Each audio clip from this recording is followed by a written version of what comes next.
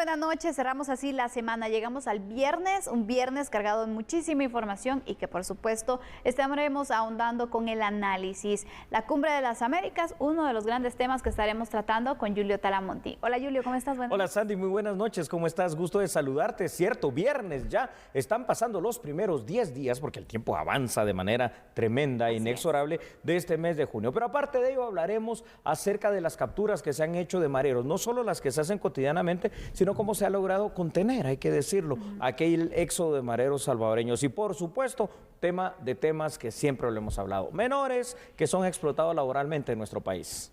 Estos son los temas nacionales que estaremos abarcando, pero también en el plano internacional tenemos esas noticias destacadas que Andrés Estrada nos estará presentando. Andrés, ¿cómo estás? Buenas noches. ¿Qué nos puedes adelantar? Buenas noches, Andrés. ¿Qué tal? Feliz noche, Sandy, Julio, audiencia. Bueno, hay mucha información internacional. Si ayer hablábamos sobre cómo el presidente de Argentina, Alberto Fernández, criticaba a Estados Unidos, criticaba a la OEA, criticaba incluso a la administración de Joe Biden, hoy el presidente de Colombia, Duque, daba una defensa muy fuerte de Estados Unidos, de la OEA, de Joe Biden, así que vamos a hablar un poco sobre eso y también que las medidas para viajar a Estados Unidos se relajan, las medidas que habían sido implementadas por COVID-19. Bueno, continuemos con más información con nuestros titulares. Más de 300 pandilleros detenidos durante el 2022, señalados de asesinato, extorsión y asalto. Niños explotados laboralmente. Asociaciones revelan que también sufren de acoso sexual. Finaliza la Cumbre de las Américas. Analizamos los logros y el impacto del encuentro regional. Precios siguen al alza. Tan solo esta semana se registró un aumento entre 2 y 3 quetzales por galón. Sin pagar el impuesto de circulación, más de 3 millones de vehículos están pendientes del pago, que vencerá pronto. Impugnan resolución judicial. El caso de la exjefa de la FESI de Quetzaltenango quedó detenido en el sistema de justicia.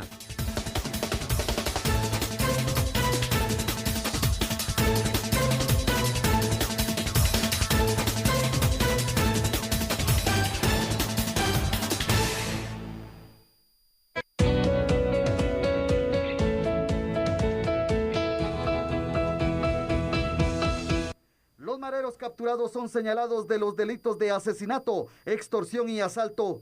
Según agentes de DIPANDA y de la Subdirección General de Investigación de la Policía Nacional Civil, suman a la fecha 322 pandilleros detenidos, integrantes de la Mara 18 y Salvatrucha. De la Mara 18 han sido capturados 270 pandilleros, mientras que de la Mara Salvatrucha 52.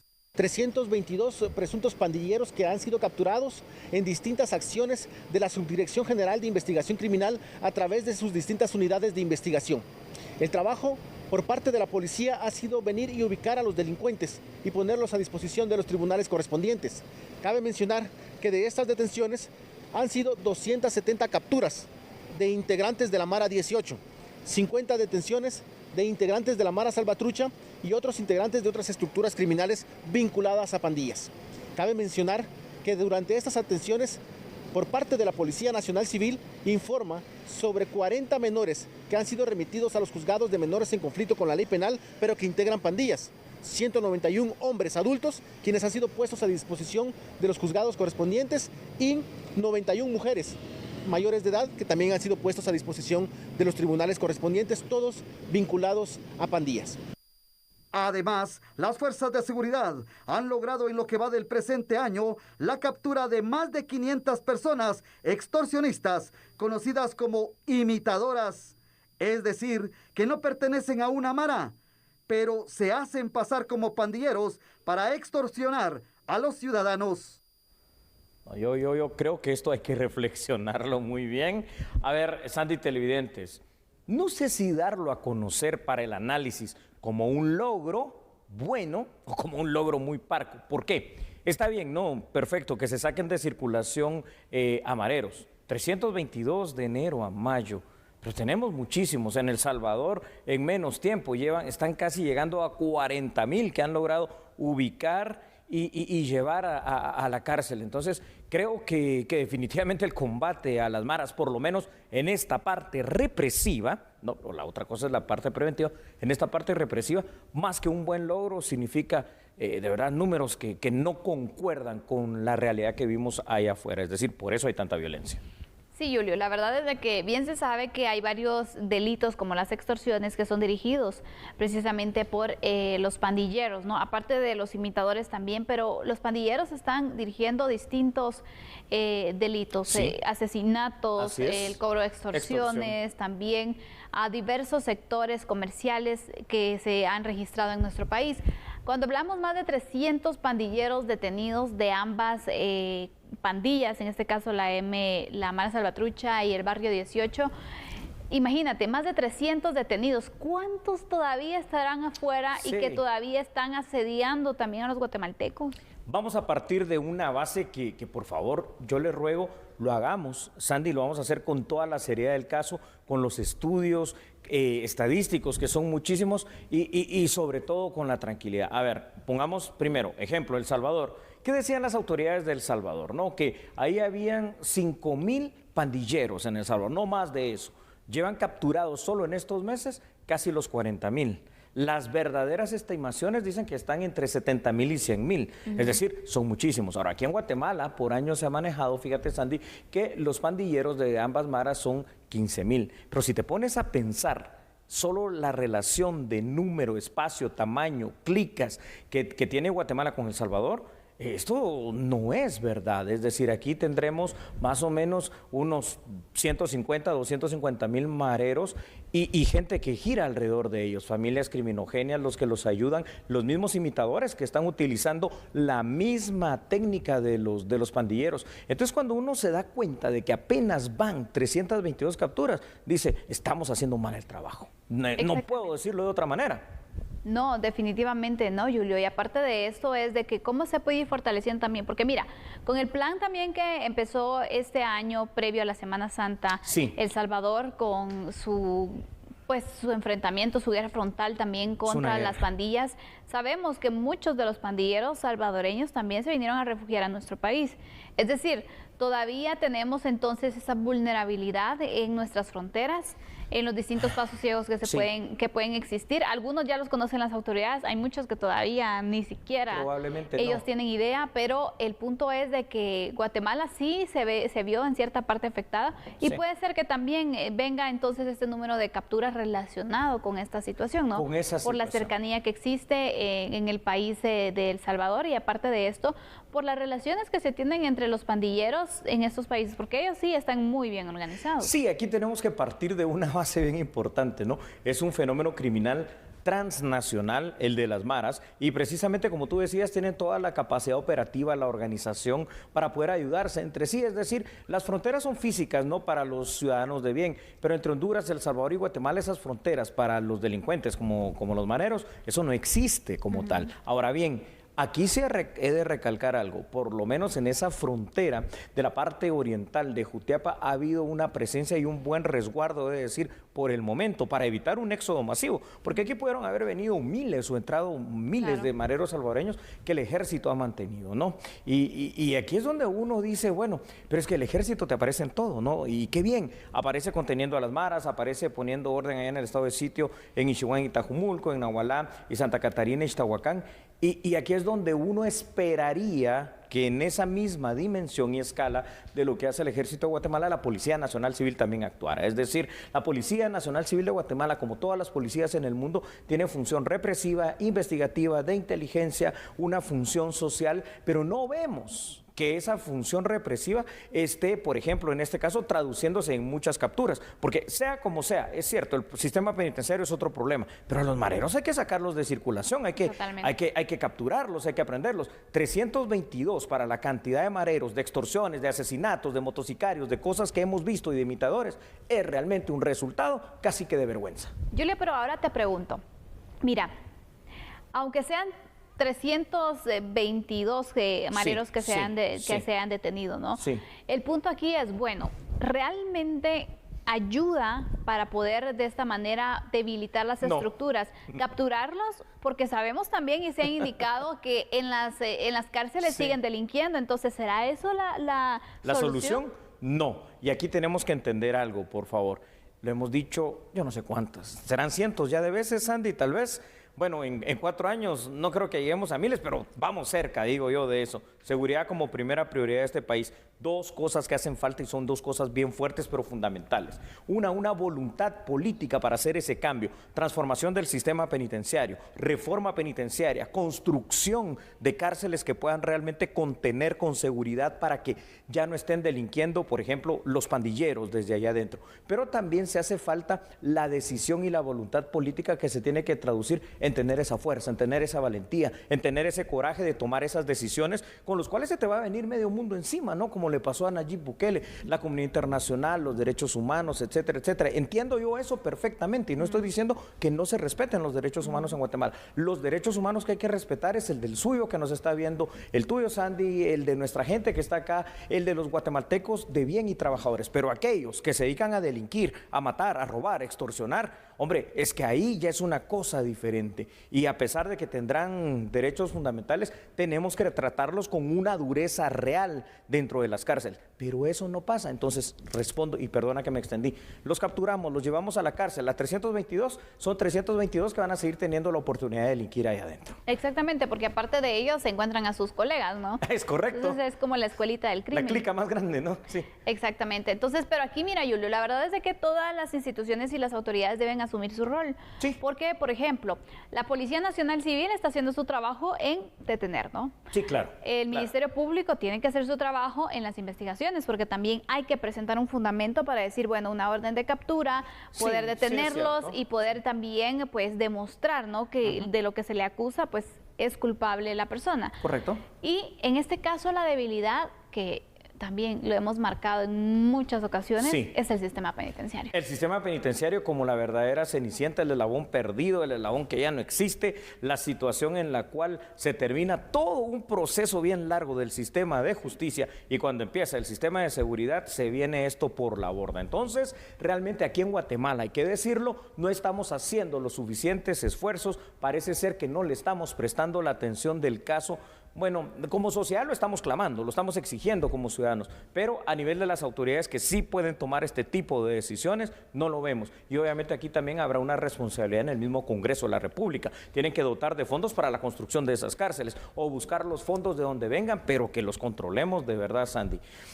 No sé si vamos con datos, si te parece. Por supuesto, adelante. Claro que sí, vamos a ver ahí en pantalla, entonces, por favor, algunos datos de este tema. Y es que a pesar de las fuertes medidas del gobierno de Nayib Bukele, aplica El Salvador para controlar el fenómeno de las maras, un éxodo masivo, al menos de allá para acá, no ha habido. La labor de contención y de protección de nuestra frontera sobre el departamento, particularmente de Jutiapa, a cargo del ejército, ha sido, digo yo, bastante buena y a pesar de eso, seguramente más de algún marero, sino varios, han pasado.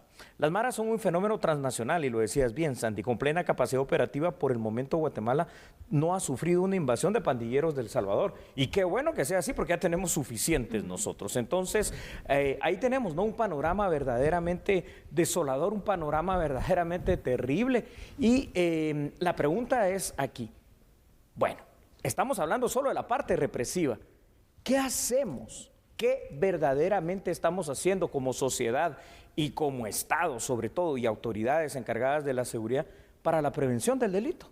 Porque podemos meter a la cárcel a todos los mareros hoy, pero no prevenimos las causas que generan que hayan mareros.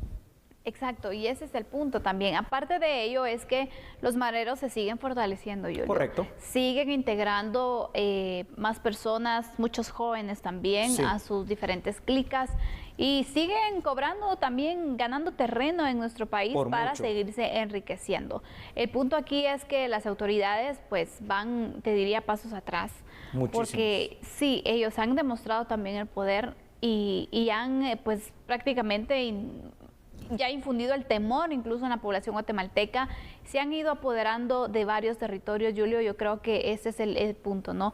¿En qué momento se va a fortalecer la seguridad? ¿En qué momento vamos a vivir sin pandilleros? Una realidad que quisiéramos vivir muchos, pero que sigue siendo una amenaza. Sigue siendo una amenaza y recordemos otra, ¿no? Es decir, qué bueno que fueran solo las maras y pandillas. Si metemos el segmento que ya hablamos un poquito de ellos, de los imitadores, hoy por hoy todavía estamos hablando, ¿no? De cada 4 extorsiones, 3 son de imitadores, pero que los que matan particularmente cuando no se paga una extorsión son los pandilleros, pero en 1 año, en 2 años o en 5 años esto va a ser diferente, y esa capacidad de fuego, de matar y de delinquir a ese extremo, lo van a tener también los imitadores. Lo estamos viendo venir y parece ser que no hacemos nada, así que aquí tiene que quedar bien claro una cuestión, es prioridad de prioridades, 1, 2 y 3, seguridad, seguridad y más seguridad para el país, pero bueno, no se mira que esto esté así, así que mientras tanto, y para que usted se quede con el análisis triste de este tema que tiene que ver con la seguridad de nuestro país, por favor, Sandy, podemos seguir con información contigo, gracias.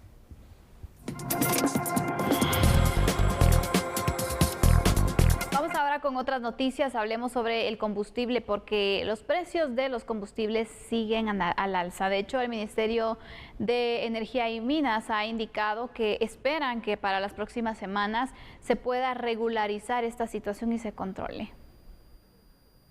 Autoridades del Ministerio de Energía y Minas informaron que para el cierre de esta semana, los precios de los combustibles reflejaron un aumento entre 2.50 y 3 quetzales por galón.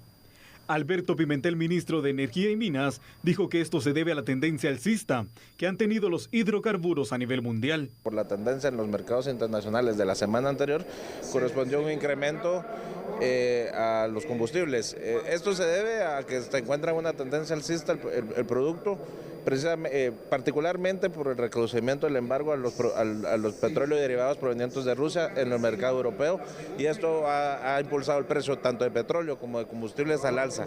Según las autoridades del Ministerio de Energía y Minas, los precios del combustible continúan al alza.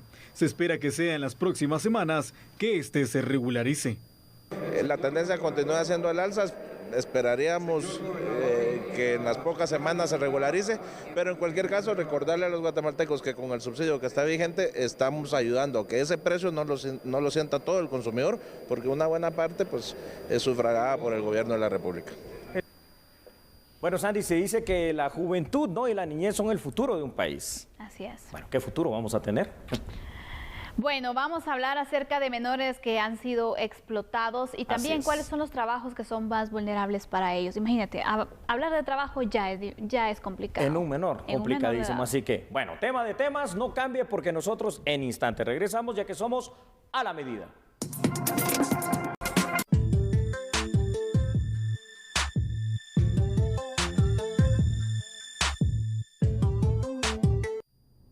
El trabajo infantil se ha convertido en uno de los escenarios más vulnerables para los menores y adolescentes, pues en algunos casos son expuestos a peligros contra su integridad física, como el acoso sexual. Un informe de la Asociación de Trabajadoras del Hogar revela que en algunos de los casos donde las menores son explotadas como trabajadoras domésticas son abusadas y a consecuencia de ello quedan embarazadas. Pero de todas estas violaciones, ¿sabe qué es lo más delicado? Y lo más penoso, que las mamás y las niñas no tienen todavía el valor suficiente de hacer una denuncia. Llevamos a aquellos que sí realmente tienen valor de hacer una denuncia, porque no, a pesar de que les damos formación para que se empoderen en aprender sobre sus derechos, todavía no ejercen la denuncia.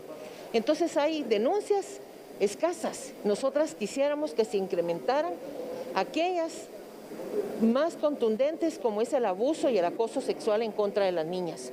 Hay niñas que salen embarazadas prestando su fuerza laboral en las casas y lo que hacen es mejor irse, esconderse, y son señalizadas por sus propias familias. Lastimosamente hay padres de familia que necesitan que la niña trabaje y le lleve el dinero, pero tampoco se ponen a pensar y creerles en las condiciones que ellas se encuentran, porque a veces hay padres que desean solamente que la niña les lleve el dinero y realmente no se preocupan en la salud de ellas. De acuerdo con el informe, los casos de explotación infantil se pueden registrar en diferentes actividades como trabajo doméstico, trabajo en tortillerías, vendedoras de catálogo, trabajo en el campo, en grupos familiares, trabajadoras de 14 años en fábricas o maquilas, economía informal y mendicidad. Según las cifras de Tradoma, el 45% de los menores que son obligados a trabajar se encuentran sin escolaridad. Bueno, pues estamos muy mal, ¿no? Ese es el resumen y vamos a iniciar el análisis de esa manera, diciendo la realidad. Estamos muy mal en la protección que le brindamos en todo sentido, de manera integral, a nuestra niñez y adolescencia. No solo por esta explotación laboral que se vive y que la vemos en cada semáforo, en cada rincón de nuestra ciudad y en cada departamento, sino que además también porque muchos ante esa situación, entonces ligándolo con el otro tema, toman el mal camino, ¿verdad, Sandy? El camino de la delincuencia. Y después nos preguntamos, bueno, pero ¿por qué salieron así? ¿Por qué ahora son delincuentes? ¿Por qué pasa esto? ¿Por qué el resentimiento? ¿Por qué tanto muerto? Es que no estamos haciendo nada por prevenir y por rescatar a nuestra niñez y adolescencia. Ay, Dios mío. Realmente es una población demasiado vulnerable, Julio. Así es. Por donde lo veamos, si te das cuenta. Si es de violencia, también. Si es de crimen o de seguridad, también. Porque vemos entonces que esa vulnerabilidad en cuanto a las oportunidades, al no cumplimiento también de sus derechos por parte del Estado, los hace vulnerables y los hace también pues atractivos para el crimen organizado. Totalmente. Pero ahora cuando hablamos, imagínate, menores de edad explotados. Laboralmente. En primer lugar, ¿qué tienen que estar haciendo los niños, los adolescentes trabajando? Los menores de edad no deberían. ¿Qué deberían de estar haciendo? Deberían estar estudiando, deberían estar jugando, deberían estar disfrutando esas etapas. Pero el problema es de que como no existe esa posibilidad para ellos, tienen que trabajar, ¿no? Prácticamente los padres en ocasiones los obligan o también están en una situación familiar complicada que la única opción es trabajar y vemos cómo aquí sufren de distintos vejámenes. Hablaba y uno de los temas que indicaban, bueno, dentro de los trabajos que tienen mayores peligros también de que ellos sean vulnerados, no solamente explotados, sino que sufran, por ejemplo, el trabajo doméstico donde hay niñas menores de edad que han sido violadas, imagínate. Es terrible. No sé cuántas veces o cuántos son los derechos que al final se le ven vulnerados y se le ven violados, entonces también el trabajar, el no tener derecho a la educación, a la familia. En horarios ampliados también, porque por ejemplo las tortillerías, otro negocio que se menciona donde también sufren mucho, sabemos los horarios. ¿Cuál nombre de tortillería? Exactamente, ¿no? Julio, entonces qué difícil panorama. Difícil panorama y eso que no hemos mencionado todavía otras atrocidades literalmente que pasan aquí en Guatemala, es decir, hay entre comillas, no tienen que estar trabajando, eso está claro, pero hay trabajos, entre comillas, que son todavía más perversos. A ver, el hecho de aquellos niños picapiedra para hacer piedrín, el hecho de aquellos niños que fabrican pirotecnia, ¿no? Que se exponen completamente a peligros, y el hecho de que vemos niños cada vez más pequeños, Sandy, es que de verdad, ya vemos núcleos familiares literalmente, que yo pienso, no sé, tal vez me estoy equivocando, que la intención de tener tantos hijos es precisamente para eso, para vivir de los hijos, para vivir de la lástima, para vivir de la mendicidad, porque ves allá a las señoras, ves ahí al papá y ves a los niños que están en medio de los vehículos rifándose la vida en cada instante, porque puede pasar una desgracia en cada esquina de nuestro país. Supuesto. Y bueno, y lo vemos todos y aquí nadie hace nada. Definitivamente no. Es un tema que como que se normalizara y de verdad no se tiene que normalizar. Ya es tan común el hecho de ver a un niño limpiando los vidrios, pidiendo limosna también, entonces no debería de pasar esto. Qué triste ser niño así, ¿verdad? Imagínate, y aparte no tenemos que olvidar a los niños que son rentados. Claro. Para que entonces los utilicen de esta manera, les pagan a los padres. Y yo me pregunto, bueno, ¿y los padres trabajan? Porque también se han denunciado casos donde los padres tienen vicios, mandan a los hijos entonces que vayan a trabajar para sostenerles el vicio, en vez de ser de que ellos trabajen para mantener a los niños, se está dando al revés. Y no les importa entonces lo que les pueda pasar en la calle, ¿no? No, aquí mira, se consiguen niños para esta explotación laboral hasta para que sean acompañantes de viaje, ¿no? En el tema de las migraciones. Terrible situación que ahora vamos a apuntalar con datos que hemos preparado para usted, por favor. Así que gracias a nuestra producción vamos a poner ahí en pantalla estos datos, ya que sigamos con el análisis terrible. Uno de los grandes grupos vulnerables, lo ha dicho Sandy hace unos instantes, aquí en Guatemala son los niños y los adolescentes. Y sumémosle de una vez, por favor, las mujeres y los adultos mayores. Una de las formas de trata de personas es la explotación laboral infantil, la cual en Guatemala es un gravísimo, no debería de calificar cuando estoy hablando, pero así es, gravísimo problema. Alguna de las formas en que este fenómeno social y delictivo se manifiesta es la mendicidad, la revaluación de cuetillos, los niños picapiedra, las tortillerías, los trabajos en el campo, etcétera, etcétera. En más información, Sandy, previo a la pandemia en Centroamérica, Guatemala representaba, imagínate tú, el país con mayor porcentaje de población joven sometida a trabajo infantil forzoso, porque ellos no quieren estar trabajando. Pero si tus padres te obligan, ¿qué vas a hacer? Sobre el tema migratorio, según datos de UNICEF, cada día son detenidos en las fronteras de México y Estados Unidos 300 niñas y niños, adolescentes guatemaltecos. Esto a diario.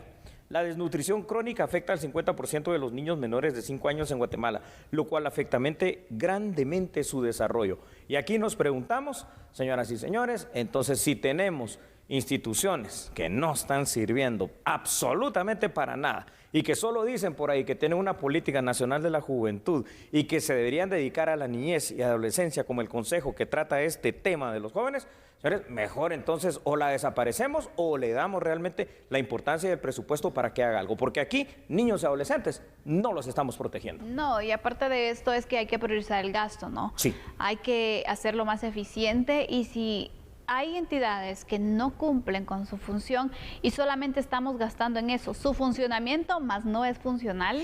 Fíjate una cosa. Creo que es de analizarlo. Has dicho algo clave y perdona. Sí, este Consejo de la Juventud aquí en Guatemala es un ente únicamente asesor, más no es ejecutor. Entonces, si no vas a poder ejecutar la política nacional de la juventud en sus estratos más importantes de educación, salud, eliminación del trabajo, prevención de violencia, prevención de embarazos, entonces, ¿para qué te sirve? Es puro teórico y es burocracia que se gasta, ¿no? En salarios que habrá que ver cuáles son. Efectivamente, Julio, la verdad es de que sí, yo no sé qué se espera. Ya pasa estudio tras estudio, lo hemos dicho, el país está sobreestudiado. Es decir, estas problemáticas ya se conocen y es triste que cada vez que se actualizan estos informes por parte de algunas organizaciones, vemos que el problema no ha variado, que es más, hay varias situaciones que siguen enfrentando y marcando un verdadero reto para nuestro país y que cada vez se van agregando más vejámenes para los distintos sectores. En este caso estamos hablando de la población de menores de edad, acá están ya apuntando de mayor forma también las complicaciones que se tienen en cuanto a la explotación y sobre todo también los lugares donde los menores están trabajando, de la forma en la que entonces se ven vulnerados sus derechos y no pasa nada, Julio. No pasa nada. No se ve entonces que existan proyectos claros, concretos, para que de esta manera se pueda cambiar esa realidad, porque ese es el punto, ¿no? Cambiar la realidad es una prioridad. Después vamos a exigir ciudadanos mejores. Ahí está el punto, ahí está el punto. ¿Con qué? Con el incumplimiento a sus derechos. Es que, a ver, por eso decíamos, ¿no? Y es importante, analizando los dos temas, ¿no? Los derechos humanos en Guatemala se tienen que respetar, definitivamente que sí, pero por supuesto, por ejemplo, como el tema de los niños, ¿no? Las mujeres, los ancianos, en general, en todos.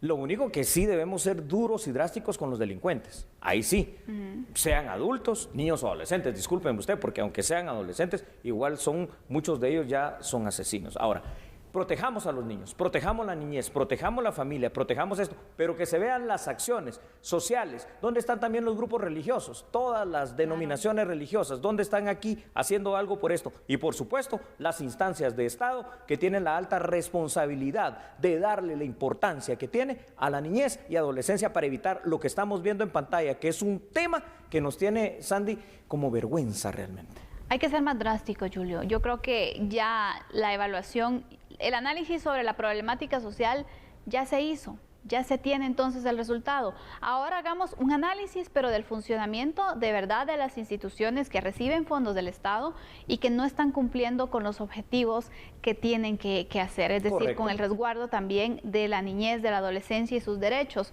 para que de esta forma entonces también, bueno, no están cumpliendo, entonces vamos a dirigir estos fondos a otra que sí pueda tener mayores resultados, porque hay que hablarlo. Hay algunas que sí las hemos visto más activas que otras, entonces creo que también hay que castigar a las que no están funcionando, Julio. Esta sería parte de mis conclusiones. Sandy. Buena conclusión.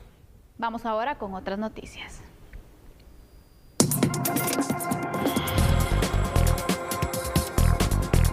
Atención, atención y atención, eso es lo que le puedo decir. Preste mucha atención a esto porque en Guatemala siempre dejamos todo a última hora, ¿no? Más de 3.2 millones de vehículos están pendientes del pago de impuesto de circulación 2022, según reportan las autoridades tributarias. Y el plazo cada vez más cerca de vencerse. Aquí está la información. Datos de la Intendencia de Atención al Contribuyente señalan que el 44% del parque vehicular activo han pagado el impuesto sobre circulación de vehículos. De enero a mayo se reporta que 1.416.809 vehículos reportan el pago 2022, quedando aún pendientes 3.256.595. A la fecha se han recaudado 370 millones de quetzales por concepto de dicho tributo. El parque vehicular a mayo 2022 es de 4.673.404 unidades vehiculares. La ley del impuesto de circulación de vehículos en su artículo 42 señala que la fecha de pago sin multas o intereses se comprende del 1 de enero al 31 de julio, pero esta última fecha, por caer domingo, se correrá para el 1 de agosto. Muy bien, cuando regresemos hablaremos acerca de la Cumbre de las Américas. ¿Cuáles fueron los acuerdos que se lograron? Ya finalizó. Así es, entonces atento por favor y no cambie porque nosotros a esta hora por TN23 somos a la medida.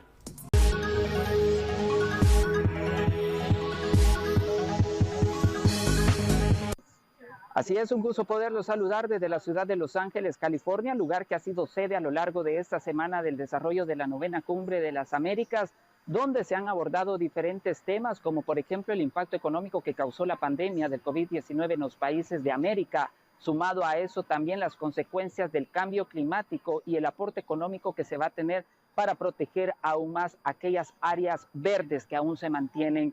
Pero el más importante, y es que el que se ha dado el anuncio este día en esta última jornada, es acerca de la migración, donde se presentó la declaración de Los Ángeles, esto con el objetivo de contener la crisis migratoria en la región. Quienes se han unido son al menos 20 países. El objetivo es poderles brindar un permiso de trabajo a todas las personas que se encuentran en estas naciones, de igualmente darles refugio principalmente a los haitianos. Cabe mencionar que esto es parte de los acuerdos que se han venido hablando en los últimos días y también las propuestas que han escuchado por miembros de las diferentes organizaciones sociales, no solo acá en California, sino que también en otros estados de los Estados Unidos. Sumado a eso, también los anuncios de la inversión que se van a tener en los países que conforman el Triángulo del Norte, esto a través de la empresa privada para obtener aún más la empleabilidad tanto de jóvenes como también de aquellas personas que se encuentran en los campos agrícolas. El gobierno estadounidense también ha dicho que ampliará aún más las ofertas de las visas temporales para que las personas puedan acercarse acá por periodos a los Estados Unidos y que también las empresas los puedan contratar. Esto para ayudarles al envío de las remesas y también al crecimiento económico en cada uno de los países de origen que pertenecen. Este es parte de los detalles que les tenemos de la última jornada que se ha llevado a cabo acá en esta Cumbre de las Américas. Informó para la red de noticias Albavisión, Ernesto Cornejo.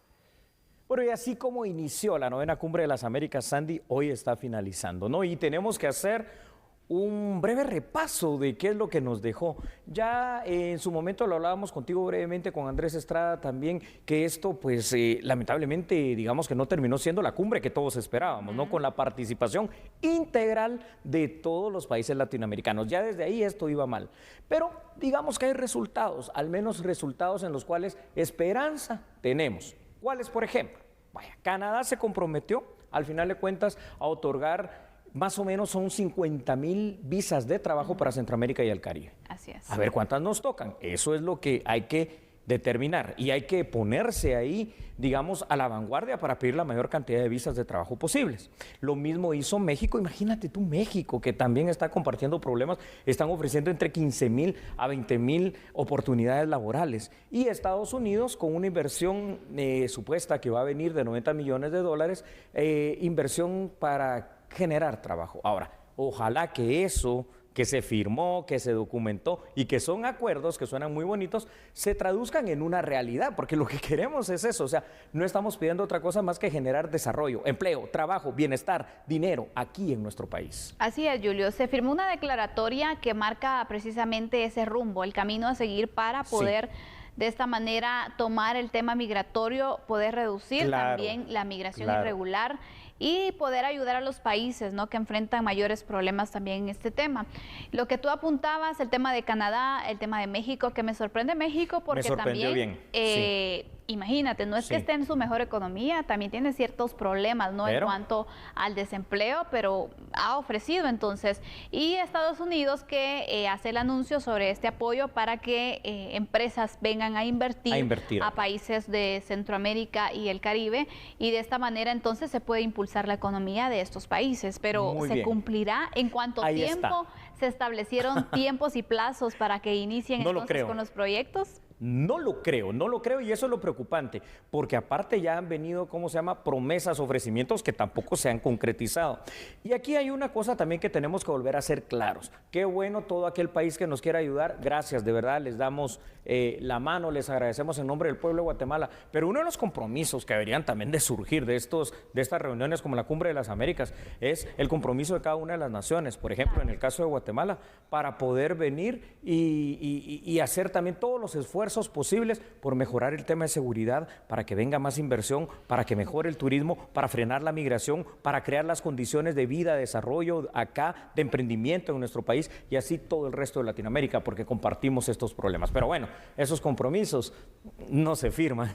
No, y aparte de Julio, hemos hablado que se ha hecho el compromiso por parte de Estados Unidos para apoyar, ¿no?, a Centroamérica con el tema de recursos también, pero hasta el momento no lo hemos tenido. De hecho, hasta el presidente de México dijo, yo no he recibido nada, porque supuestamente por medio de él se iba a hacer entonces el traslado y la coordinación, pero no se ha tenido nada. Entonces, que no sea otra promesa de esas. ¿Y hace cuánto se anunció esto también? Entonces, también el punto es que la migración, si quiere reducirse, si quiere entonces evitarse que se siga registrando la migración irregular, también requiere acciones prontas, pero si no, solo van a ir alargando el problema y de todos modos la necesidad se sigue dando, porque imagínate, mientras ellos estaban reunidos en esta Cumbre de las Américas, mientras hoy se estaban declarando y haciendo la firma de esta declaratoria, había una caravana de migrantes. Entonces, el punto es que va avanzando la migración irregular, se sigue registrando y ellos todavía en acuerdos, ¿no? Y mientras se celebran las cumbres y se platica y se firman estas cosas y no se sabe si se cumplen, y por eso tiene razón lo que dijo AMLO, ¿no?, en su momento, y ha manifestado una postura valiente también, ¿no?, porque se lo está diciendo a una potencia, en este caso lo que es Estados Unidos. Pues aquí en Guatemala y en Latinoamérica sigue la migración, sigue el hambre, sigue el desempleo, sigue la violencia, sigue esa situación. Es cierto, si nos quieren ayudar, extraordinario, pero tenemos que entender, a ver, por lo menos en el caso de Centroamérica, por lo menos en el caso de Honduras, El Salvador, Guatemala y México, que tenemos y podemos hacer algo en conjunto. Nosotros, primero para combatir los problemas de inseguridad y migración que tenemos, obviamente, para combatir otros problemas conexos sociales que también están presentes en estos países, y luego también para volvernos fuertes, ¿no?, en turismo, volvernos fuertes como oportunidades de inversión, volvernos fuertes en el intercambio comercial. Pero si seguimos viéndonos como pequeños compartimentos estancos, no llegamos a nada. Ya, solo contemos con que El Salvador en tamaño es más pequeño que el Petén, pues entonces tengamos conciencia de eso, ¿no? Vamos con unos datos, Julio, ¿te parece? Para ir entonces mostrando ciertos aspectos relevantes de esta Cumbre de las Américas. Con mucho gusto, Sandy. Vamos entonces, gracias a nuestra producción, finalizó, ¿no?, la denominada 9ª Cumbre de las Américas con el compromiso de los países participantes para conseguir una migración ordenada. Bueno, está bien. La Declaración de Migración de Los Ángeles es el texto que trabajaron durante la semana las delegaciones de los países de la región junto al gobierno de Estados Unidos. El texto incluye un compromiso de todos los gobiernos a lo largo de la ruta migratoria para establecer y fortalecer un programa de asilo en cada uno de sus respectivos países. que no vengan a pedir asilo a Guatemala, porque no hay condiciones. El conjunto de principios incluye vías legales para ingresar a los países, ayuda a las comunidades más impactadas por la migración y la gestión humanitaria de las fronteras. En otra información, Sandy, el modelo que se aprobó en la Declaración de Los Ángeles ya ha sido seguido en gran medida tanto por Colombia, Ecuador y otros países que han acogido a más de 6 millones de venezolanos. Vaya crisis la que hay en nuestro continente. La Casa Blanca ha destacado varios compromisos. Por ejemplo, Costa Rica va a extender protecciones para cubanos, nicaragüenses y venezolanos que llegarán a su territorio. Bien por Costa Rica. México agregará visas de trabajadores temporales hasta para 20,000 guatemaltecos al año. Bien por México. Estados Unidos se compromete a otorgar $314 millones para ayudar a los países que acogen a refugiados y migrantes y reanudando y ampliando los esfuerzos. Belice va a regularizar a los migrantes centroamericanos y caribeños. Por Dios, hasta Belice, ¿no? Sandy, qué bien por la declaración, qué bien por los acuerdos, pero ya hagamos algo nosotros como país. Exactamente, no podemos quedarnos de brazos cruzados esperando, bueno, a ver cuándo Estados Unidos nos envía la ayuda. Y ahí nos empezamos a mover. No se puede. No. ¿De quién es la responsabilidad principal? Nuestra. De nosotros. Lo que venga, como dicen, va a ser por añadidura. Bienvenido y muchas gracias. Que al final también va a ser de mucha ayuda para nuestro país, pero no tiene que ser la justificación por la que no se haga nada al respecto. Así que de esta manera, Julio, vamos cerrando el análisis de la noche con estos 3 temas. La Cumbre de las Américas era uno de los temas con el cual debíamos de cerrar también. Es correcto. Porque es importante tratar el tema migratorio, que es uno de los principales, ¿no?, que se abordó. Es correcto, Sandy, así es. Tenga entonces usted todos estos elementos para que haga su análisis propio en casa y para que le dé seguimiento junto a nosotros acá en A la Medida y TN23 de si estos compromisos se van a empezar a cumplir de la manera más pronta posible. Y mientras tanto, aquí en A la Medida, como siempre, continúa la información.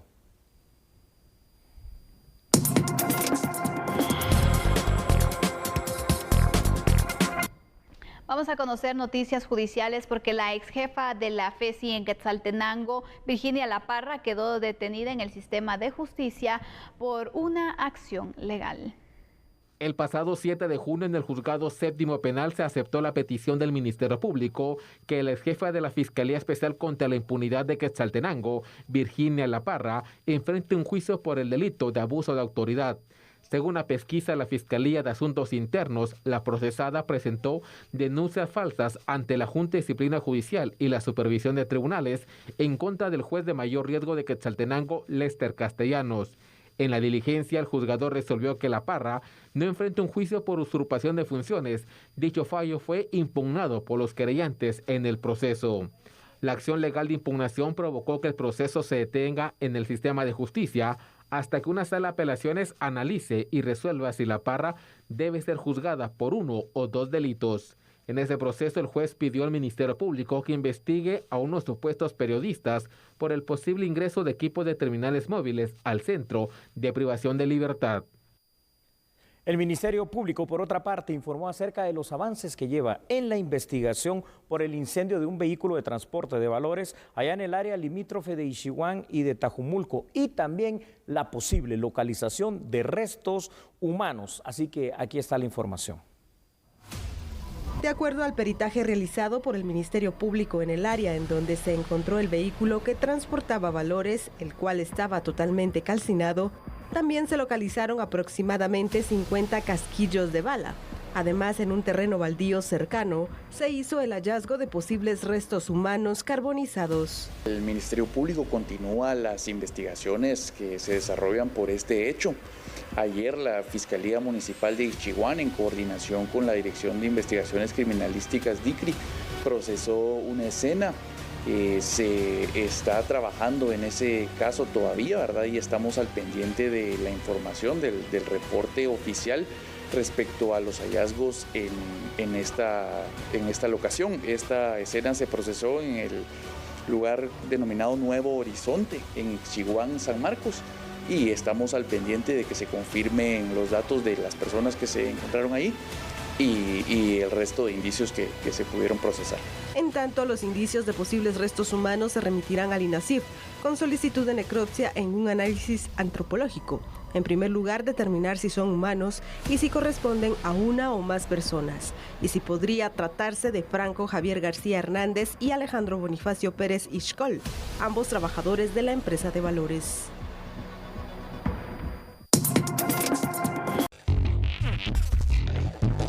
Momento de las noticias internacionales acá en A la Medida. Hablaba ya Sandy Julio sobre la Cumbre de las Américas. Ayer le presentábamos las declaraciones de Alberto Fernández, el presidente de Argentina, que criticaba a los Estados Unidos, pero ahora el presidente de Colombia tuvo una defensa bastante fuerte de Estados Unidos. Escuchemos qué fue lo que dijo el presidente colombiano. Porque esta reunión y estas cumbres han tenido como sistema de unificación y de criterios en medio de las diferencias, la defensa irrestricta de la democracia. Que aquí no hay exclusiones ideológicas. Aquí hay un rechazo contundente, preclaro, a cualquier forma de dictadura. Nuestra región no se divide entre izquierda y derecha, ni entre progresistas y conservadores. Aquí hay una clara diferenciación entre quienes somos demócratas y quienes son autócratas. Por eso no podemos guardar silencio frente a la dictadura que agobia a Venezuela, o la que agobia a Nicaragua, o la que ha agobiado al pueblo cubano. Ser indiferente a esos fenómenos es ser indiferente al dolor de los pueblos. Y por eso, como lo decía Martin Luther King, el silencio nos hace cómplices.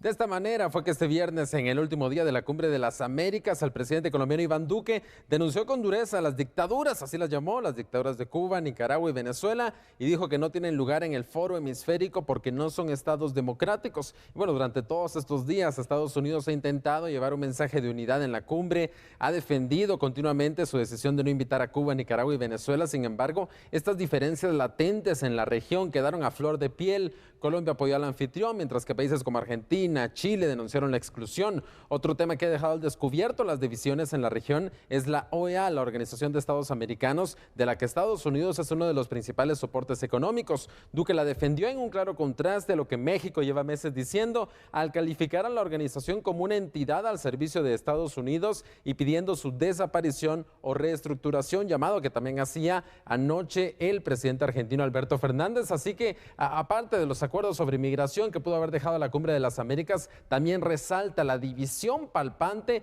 que se está reflejando en la región, que se está viendo en América y que, bueno, ha quedado claro incluso en los Estados Unidos, incluso desde el mismo escenario principal de la Cumbre de las Américas. Pero bueno, sigamos hablando sobre lo que está pasando en los Estados Unidos de América. El ingreso a los Estados Unidos ha estado restringido por ciertas medidas para enfrentar la pandemia de COVID-19 y, bueno, el gobierno del presidente Joe Biden eliminará el requisito de que los viajeros internacionales se sometan a una prueba de COVID-19 en el plazo de un día antes de tomar sus vuelos a suelo norteamericano. Con el paso del tiempo se relajará entonces uno de los últimos mandatos gubernamentales destinados a contener la propagación del coronavirus. El mandato vencerá en el primer minuto del domingo. Los Centros para el Control y Prevención de Enfermedades de Estados Unidos han determinado que el requisito ya no es necesario. Recordemos que el gobierno de Biden implementó este requisito de pruebas COVID-19 el año pasado. También aplicó el requisito de que los adultos extranjeros no inmigrantes que viajaran solos a Estados Unidos debían estar completamente vacunados,